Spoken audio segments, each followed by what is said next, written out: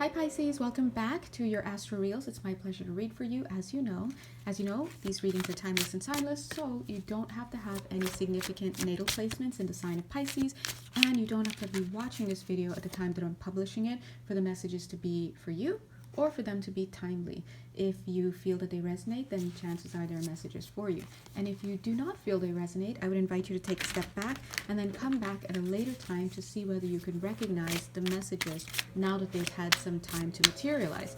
Also, I want to go ahead and apologize for that big sound that you're hearing outside. Maybe you're hearing it, maybe you're not. But either way, it's a beautiful day, and you know how it goes. Beautiful days equal lawnmowers, so and leaf blowers. All right, so let's jump in. Oh, if you'd like to work personally with me, you know exactly where to find me. God bless you. Okay. So let's. Oh, on my Etsy page. Yay, on my Etsy page. All right. Yeah, come join me. Some of you haven't joined me as yet. Come join me for some intuitive counseling. Super fun. 1 minute 11 seconds. Okay. Now let's go. Pisces, whoever you are, God bless your buttons. I'm getting that you're usually this main King of Cups here. What I'm seeing here is that you're usually this font of love, this font of emotion, of the word isn't transparency. Might be translucency. I don't know, but it's not transparency. Translucence, maybe.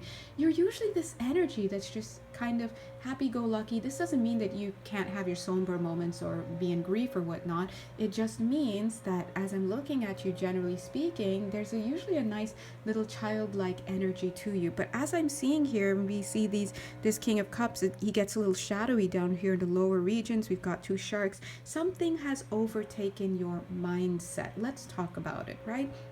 Because the body is just going to follow the mind. The physical manifestations of the world, aka your reality, all just take its cues from what? Your belief system. So when we see Pisces going through some things, so to speak, right now in the mindset, we want to intervene. As I said, we want to intervene. 2 minutes, 22 seconds. I felt like somebody's guides are like, hey, hello. Because look what we have here. We have the Hangman, which is about stagnation. It's about a standstill. Now, a beautiful thing about the Hangman kind of energy is if you catch it at the right moment, you're able to really glean something. You're able to make the most of the moment, to have some type of I'm hearing the words reverie. Yeah, sure, reverie, right? But I was also going to say some type of breakthrough, some type of epiphany, so you can put that time to good use. But what I'm seeing here, I want to address a little bit, because I'm starting to see that whatever you're going through, it's starting to weigh you down. Look at how she's upside down. It's starting to weigh her down. Look at all the weight here. So much so that it's creating, I don't say creating is for our creator only, or for us who are made in the creator's image. So we're co-creator beings, but we have to be in alignment with the frequencies of the creator to be actually creating something that's real. Otherwise, we're just making shit up. You know, I'm out here just saying that, right? But it's true. And so what I'm seeing here is you're about to make some stuff up. 3 minutes, 33 seconds. What are you making up? You're being weighed down so much that it's starting to manifest into something in your world. Now, always remember that what manifests around you is directly related, say it with me, directly related to what you have going on in your energy field. And that doesn't just mean at the conscious mind level. Most of it is you doing it purposefully. If you look at it from a higher perspective, I know we're here in the 3D, so we're going to keep it as if it's originating outside of us, but it's you manifesting it directly based on what you're allowing to be in your field, what you're believing, what you're carrying, the interpretations you see of your world. And so what I ask you, Pisces, has got you so down that you've been in it for so long, consciously or unconsciously, that it's starting to manifest another reality. Now, I would love for this to be an awesome thing, because I see this, right? I see this beautiful, cute little sky, and then we see the sky there. But the vibes that I'm getting here is that it's not fully sky, because you see it has some murky waters here. So this is telling me that there's something that is weighing you down and is starting to be made manifest on behalf of the weighty energies, the core misbeliefs, the low self-worth, poverty consciousness, martyrdom stuff, whatever you've got going on. I can guarantee you though, it can all boil down to some type of mistake in reasoning. It always boils down to a mistake about who you are. So what is it that you're going through right now? Look at you on fire. What is it that you're going to right now? And the reason why they're intervening you right now is because you're about to get started. This is what I'm seeing here. You're about to start beating the drum of something. You're about to get behind something. So here's the clarion call for you. Before you get fully out there, I would invite you to take a moment and do a little self-reflection. As I looked up, it was 5 minutes 43 seconds on this video, minus the beginning and ending cards, of course. And so I was showing 5, 4, 3. Go back inside and make sure that all systems are go, because I'm seeing about 85% all systems go.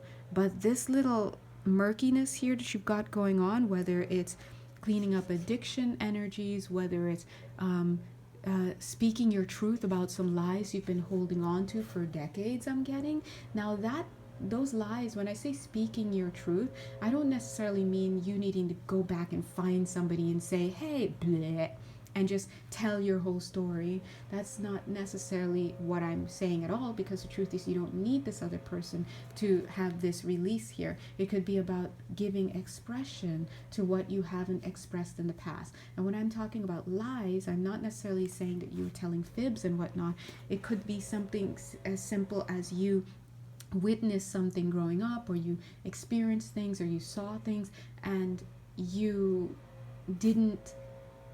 weren't authentic in that moment to what it is that you really wanted to do. I'm getting that some of you really wanted to tell people, or you really wanted to write a book about it, or you really wanted to address it with yourself, like, hey, let me look at it, let me at least shore up with myself what I'm going to agree the story is here, and then move on with my life. Whatever this closure is, you haven't had that yet. I do see that it's going to be coming around in the next 4 months. I'm not saying it's going to be a whole 4 months and then, whoa, it came around on the 4th or the 5th month first day. No, it just means that you'll be, let me just close this window 1 second. It's bothering me, this sound. Everyone and their mother wants lawns out here, and we're all blowing on different days. Everyone should like get together and do their lawns on the same day. But anyway, what am I saying? But anyway, back to what I'm saying here is that yeah, it might be time for you to give yourself a chance to look at whatever this is, because I'm getting that if you're not careful, it can kind of burn up, it can blow up whatever it is that you're trying to do, or sully it. Quick example, let's say, for example, that you are starting a new business, totally just putting this out there. Let's say you're starting a new business and you still haven't confronted some trauma that you had when you were, let's say, a Girl Scout, super cute, back in, your younger years. And when you were a Girl Scout in your younger years, you were depending on your mom, for example, to take you around and to get your uniform and stuff, and to go through your classes and training, and to be on the corner just selling cookies, like, thank you for that, by the way. But, you needed an adult supervision, adult help with that. And maybe during the course of that assistance, however developed that assistance was, your parent impressed upon you some really adverse ideas about money, about your deservability, about your drive to succeed, about your ambition, right? Maybe about your appearance. Maybe she made you feel less than. And these are things churning in you right now as you're dealing with this launch that you're trying to do, or this creation that you're trying to make, or whatever. Because I do see there's something that you're trying to create in alignment. Because remember, we only create when we're in alignment with the creative energy, with God. But when we're out here aligning with energies that God would be like, what's that? Because that doesn't exist in my concept. We made it up. It's the false belief. Like your self-doubt and all that. When you're aligning with your self-doubt and from that springboard creating or trying to create something, you're only making something that's going to be eaten up because you haven't worked on through these issues. Now, this doesn't mean that you have to put down your labor of love and then fix your whole life. That's not what it is. It's about, sometimes all it is about recognizing, oh, I've got this programming going on. I'm going to be, here's the M word, mindful about it as I move forward. I notice I'm being mindful about my Girl Scout cookie time, and I'm mindful that that left me with a lot of scars in terms of my self-confidence and my belief in my ability to generate wealth, and in my belief in my ability to be professional looking and attractive, and right, all of that. When you're mindful about it, as you move forward with stepping out in the creation that you're co-creating with God, let's say your business, you won't let your stuff burn up your opportunities. So the next time someone tries to come to you and offer you a position or get you to show yourself or whatever, you won't bring your programming and your low self-confidence into it and self-sabotage an opportunity. That's what I'm trying to show you here. So this is, again, about intervening. This is a little bit like a guide intervention for you, divine intervention, to remind you that you're so special and what you have to give. Look at this. Stop it. This is the one card that actually fell out by mistake on the floor, by mistake, when I was shuffling, and I picked it up. The Empress card. You're so beautiful. Look at your baby. You've got so much to give. This is creativity, a creative project. Just as I said, look at your baby, I looked down because I wanted to see the cute baby. It looks like a peanut right there, cute. And then I looked up, it was like 11:12. Ooh, 11:22 now.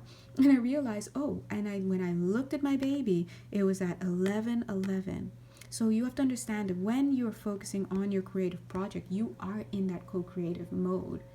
So be there and do whatever you can in the meantime to curtail the low self-worth that keeps popping in to kind of screw with what it is that you're co-creating. It's just going to bring down the frequencies of what you're trying to do. And if you're not hip to that, then you'll make more meaning out of it when there was no meaning to begin with, and be like, I'm never good at anything. Everything I try to do blows up. Why can't I be this and that? When all it is that you're running a program that is outdated and is not really reflective of you. And because you haven't even acknowledged it, you weren't able to really take a mindful approach to it, and so it's running you ragged. It's ruining the roost. Is that what I'm saying? It's running that coop, something like that. Running that coop. What does that even mean? And so you're thinking you suck, when actually no, you were actually legit working on something for God, and most importantly with God, but you're getting distracted by your stuff. Look at this, the Magician. Listen. We can't have the Magician energies, you super cutely, out here running on some poor programming. What are we doing? You've got the magic wand, but what springs forth from that wand is going to be a mixture of what you're carrying. And not just if you say Alakazam, now you think that you're just putting Alakazam energy in it. No, you're putting Alakazam, you're putting also your low self-worth, you're putting in the past programming, you're putting in poverty consciousness, all of that stuff, victim consciousness, and you're not even looking at the color that comes out of the wand to be like, oh, hold on a second, it's supposed to be green and it's coming out like a murky brown. Let me look inside and see what's going on. So once you notice the murky brown, you take a step back, you look inside, you then become aware of why it's turning brown. Of course, you can always come find me or another person to assist you, of course, or journaling, dear God, or just turn to your left and right, talk to your angels and guides, look up, talk to your higher self. Actually, all of them are within because nothing is outside of you, but anyway, whatever, right? And once you do that and you identify what it is that's turning it that color, then you start to become mindful that every time you use your wand again, you check to see the color. Is it brown or is it coming out green as it's supposed to be? Okay, this is what it means to be mindful. Super cute. Look at you. Aww. Yeah, 8 of Cups. So it's all about walking away from whatever it is that you've got going on. But look at this mixture. You're walking away from something towards something awesome, and on the way you've got all these good ideas in twos. Look at this. 2, 2, 2, 2.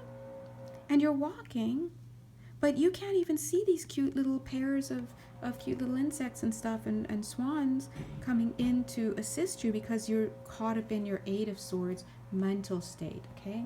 So anyway, yeah, That's it. Mwah. Shadow work.